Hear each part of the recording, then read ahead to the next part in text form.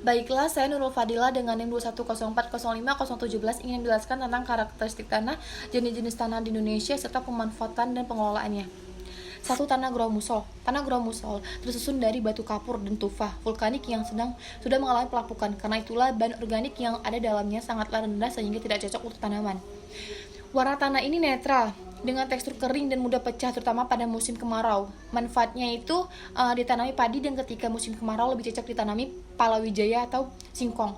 Gromusol terdapat di Demak, Jepara, Pati, Rembang, Ngawi, Madiun, dan Nusa Tenggara. 2. Tanah humus. Tanah humus berbentuk dari pembusukan tumbuhan sehingga sangat kaya unsur hara dan mineral. Itulah mengapa jenis tanah ini cocok untuk tanaman.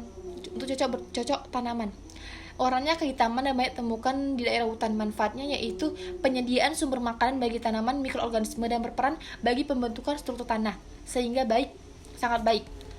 Humus ini berada di Sumatera, Kalimantan, Jawa, Papua, dan sebagian Sulawesi.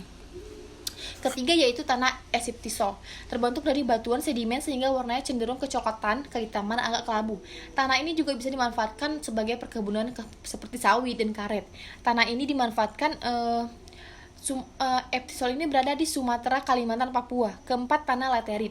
Kandungan besi oksidan dan aluminium hidroksida tanah laterit sangatlah tinggi. Biasanya tanah ini dibentuk di daerah lembab dan kesuburannya bisa sangat bervariasi tergantung dari batuannya. Meski demikian, laterit ini kering dan tandus karena sudah kehilangan unsur hara, tidak cocok untuk tanaman. Dimanfaatkan sebagai penyerapan air, digunakan sebagai material untuk membangun rumah. Sehingga laterit ini di Kalimantan, Lampung, Jawa Barat, dan Jawa Timur. 5. Tanah liat. Memiliki warna abu-abu pekat hingga hitam. Tanah liat terbuat dari campuran aluminium dan silikat. Tanah ini terbentuk dari proses pelapukan batuan silika dan asam karbonat. Umumnya tanah ini digunakan untuk kerajinan. Manfaatnya yaitu untuk pembangunan, buat batu bata, terus untuk jadikan wadah piring, kan di kuat guci. Tanah liat ini berada tersebar di berbagai wilayah di Indonesia.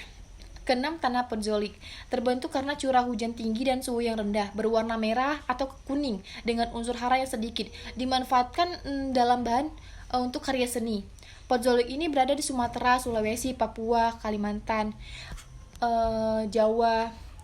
Ada juga tanah podsol yang memiliki tekstur yang bercampur mulai dari pasir batuan kecil, warnanya kuning dan kuning keabu-abuan, tidak memiliki perkembangan profil. Manfaatnya baik untuk ditanami palawijaya.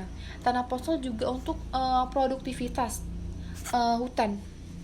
Berbagai tumbuhan itu hidup di tanah itu, hutan primer, tanaman seperti tanaman belukar, tanaman padang rumput. Podsol ini berada di Kalimantan Utara, Sulawesi Utara, Papua.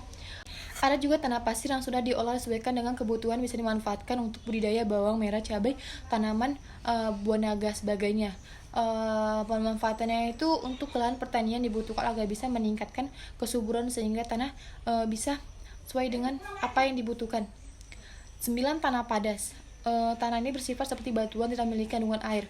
Unsur hara kandungan organiknya sangat rendah dan bahkan hampir tidak ada. Pemanfaatannya itu untuk pembuatan infrastruktur. Baiklah, demikian itulah yang bisa saya jelaskan tentang jenis-jenis tanah yang ada di Indonesia. Sekian, terima kasih.